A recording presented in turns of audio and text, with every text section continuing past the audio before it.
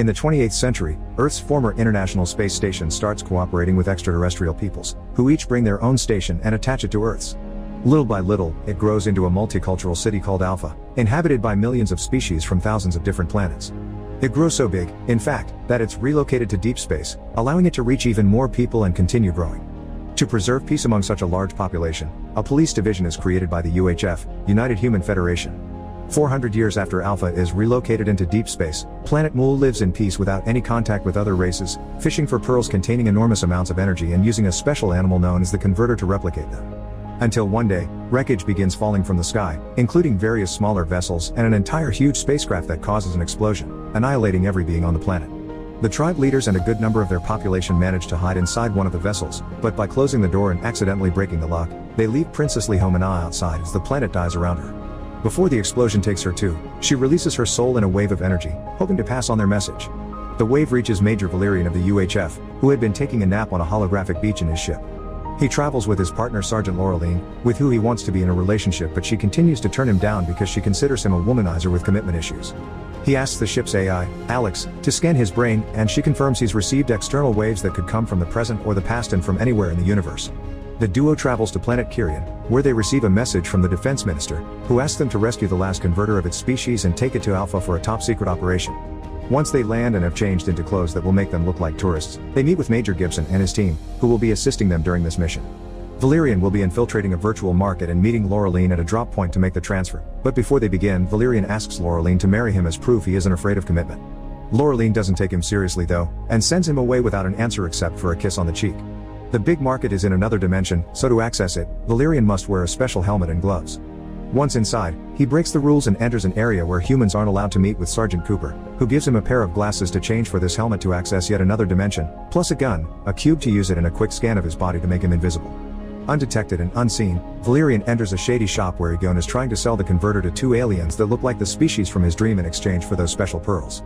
Egon is greedy and demands more, and since they can't reach an agreement, everyone present draws their guns on each other, including Valerian himself, therefore revealing his presence behind Egon.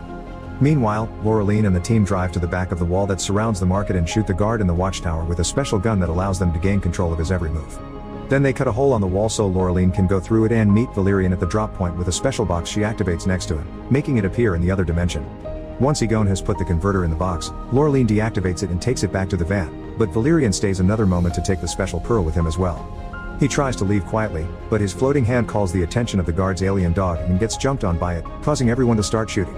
Laureline notices Valerian is in trouble and alerts the team, who sends Cooper for backup and gets attacked by the dog as well. Thanks to being mostly invisible, Valerian manages to escape the shop, but the box pad is broken and he can't leave that dimension. A guard finds him walking through the market and goes after him, shooting a series of magnetic metal spheres that get attached to his box with such a weight that makes him sink through a manhole. He lands inside an arcade, where he finds a little kid with a toy gun. Valerian uses this chance to give him one of the magnetic spheres, which the child shoots at a nearby alien, and because of the magnetism, all the other spheres follow the first one. Valerian is now free of that extra weight and can stand again, but he accidentally makes the kid cry and ends up with the parent chasing him through the market. He runs away until he bumps into Laureline, who fixes the box right before the guards and the dog find Valerian again. Their troubles aren't over though, they've been detected and Egon is sending an even bigger creature after them. The duo rushes out of the market as the alien under their control shoots the creature to keep it away until everyone is back in their vehicle.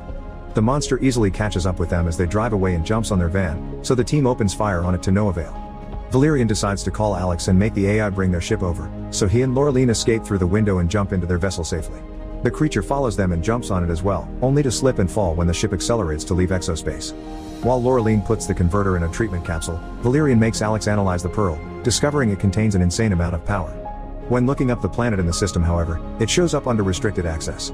After Laureline joins him on the deck and ignores his marriage proposal again, they make it to Alpha, where they are granted VIP access because of the converter they carry. They meet with General Oktobar, who tells them about a radioactive zone discovered in the middle of the station. They've sent drones and special soldiers, but nobody has come back alive. The area is contaminated and growing every day, so they need to end it before it destroys the entire station. Commander Aaron Fillet arrives then with his personal army of K-Tron's droids, which he will take with him to his meeting with the Security Council, but a call from the Defense Minister makes him take Valerian and Laureline as his bodyguards instead. Before going to the meeting though, Fillet stops by to check on a prisoner of his. It's an alien from Planet Mu being tortured for information. They haven't gotten anything out of him, so Fillet orders his men to kill him if he doesn't say anything in an hour.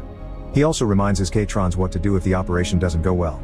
Laureline brings the converter to the meeting because Philip wants to have it as a possible bargain card, but she refuses to hand it to him, keeping it safe with her. Valerian enters the room with Philip while he tells the council about the contamination problem, and Laureline waits outside, guarding the door. She's suddenly approached by 3 small aliens, the Dogandigis, offering their services to her. She asks them about Planet Mool, and they classify it as a sensitive subject that Major Samp was an expert of, but he died 3 years ago under mysterious circumstances. They also tell her mercenaries will try to steal the converter right before an alarm starts ringing. The attackers are going through the walls and neither the council nor the AIs can see them, and when the officers in the command room try to evacuate, they discover there is no power and they've been locked up. Laureline joins Valerian and together they try to get Philip out, but the wall suddenly explodes and a group of Mool aliens enters the room, shooting everyone with a gooey substance that covers them with a cocoon. Valerian notices this and puts a capsule in his mouth before he's covered up as well, and the aliens leave a few minutes later taking a cocoon Philip with them. Once they're gone, from Valerian's capsule comes out a spider droid that cuts the cocoon open and allows him to wake up and escape. Next, he rescues Laureline and gives her his knife so she can rescue the others while he goes after the aliens and Philip. Power returns to the command room and Laureline tracks Philip and his captors on the screen, passing directions to Valerian through the communicator. The only way to reach them quickly is going through a wall, so Valerian breaks through one with his suit and runs through dozens of different environmental areas until he's picked up by Alex and their ship, because the aliens have boarded a vessel as well. A high-speed chase ensues, and Valerian opens fire on them, but the enemy ship simply splits up into hundreds of smaller vessels. Valerian follows the one they think Philip is in, but his ship is too big to keep up with it through the narrow paths it's taking, so he takes the Skyjet instead, using its hook to take hold onto the enemy's ship and follow it whenever it goes. Unfortunately, this means he loses control and gets dragged into the dead zone, and Laureline loses all forms of contact with him. She wants to go rescue him, but General Barr forbids it and orders his men to restrain her. Before she's taken away though, she manages to plant the seed of doubt in his mind. Why are there aliens from a destroyed planet here? And why did they spare the council's lives if they're so evil? Someone has been lying to them. When she's out of sight, Barr checks Planet Mool on the database and discovers not even he can access that level of classified information. On the way out of the command room, Laureline pretends to help the guards by telling them they should cuff her, so when they come closer, she grabs them and beats them up until they're unconscious. Then she meets with the Dogandigis and makes them take her to Valerian's exact location. Together the 4 of them go to see Bob, who is going to take them fishing for something very special, a cortex jellyfish. Laureline boards his submarine, which takes her deep underwater in the search of bromosaurs, giant creatures that carry jellyfish on their backs.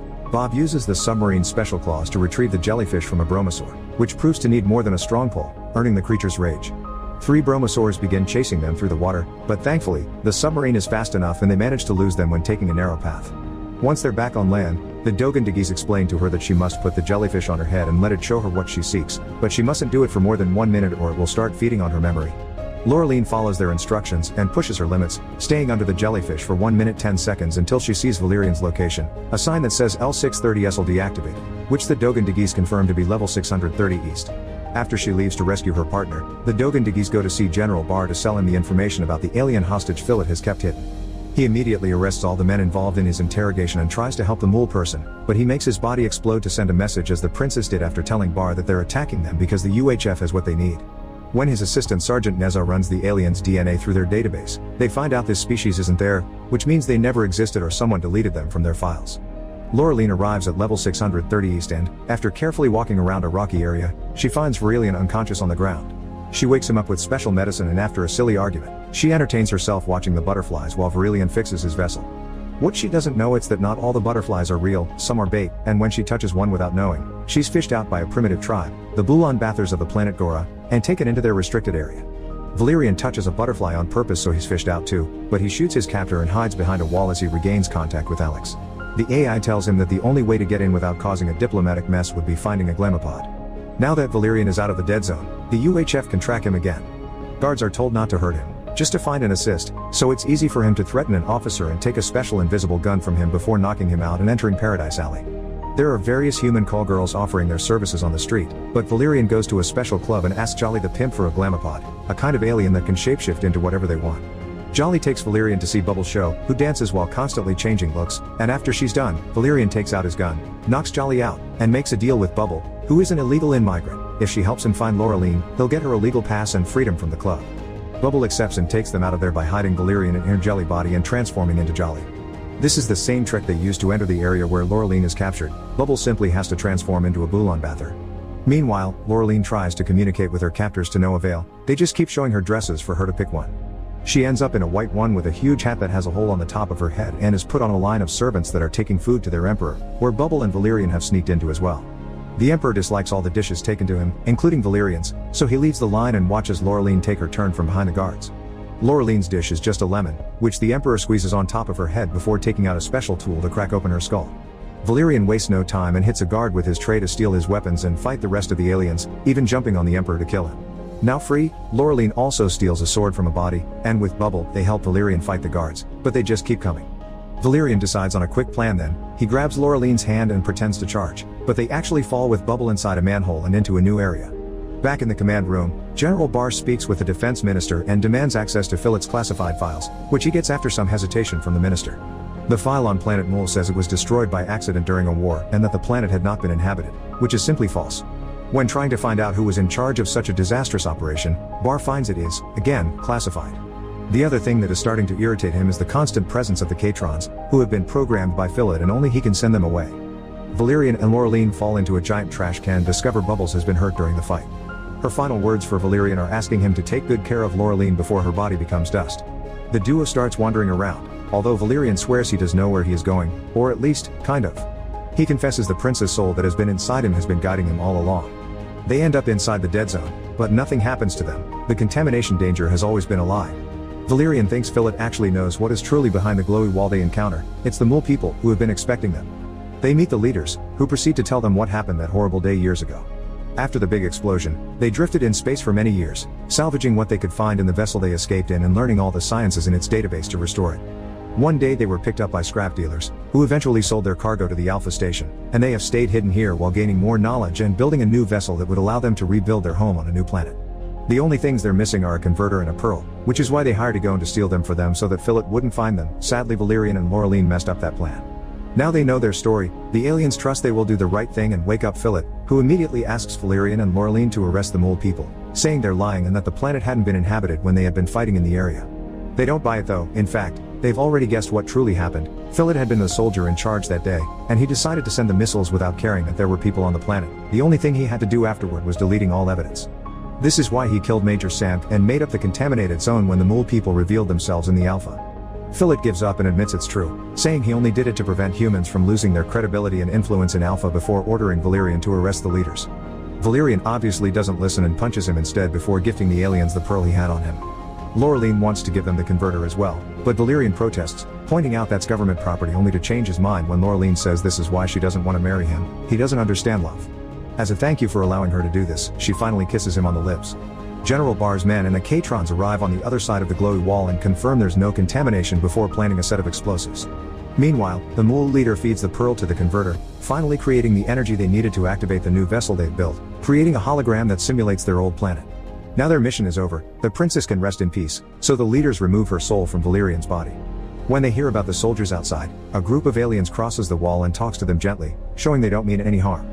Barr sees this and is further convinced of the truth when Valerian and Laureline call him and tell him the whole story, but in order to cancel the procedure, he still needs confirmation from Philip. The duo drags him in and tries to make him talk, but instead, he gives an order to annihilate, which his K-Trons instantly obey. The droids begin killing both the people at the wall and those in the command room, where Barr orders Nezha to stop the countdown. As Laureline keeps punching Philip and Valerian crosses the wall to shoot the K-Trons, Nezha sneaks around and opens a control panel, working directly with the source. He manages to stop the bombs a second before they explode, and the Mool people successfully leave Alpha in their new starship. When a few of the surviving soldiers find Philip hanging from the ceiling on the hole the Mool left behind, General Barr tells them to arrest him for his war crimes. Valerian and Laureline have also managed to escape using the service vessel the Mool have arrived at Alpha in. While waiting to be rescued, Valerian again asks Laureline to marry him, and this time she says maybe before kissing him on the lips.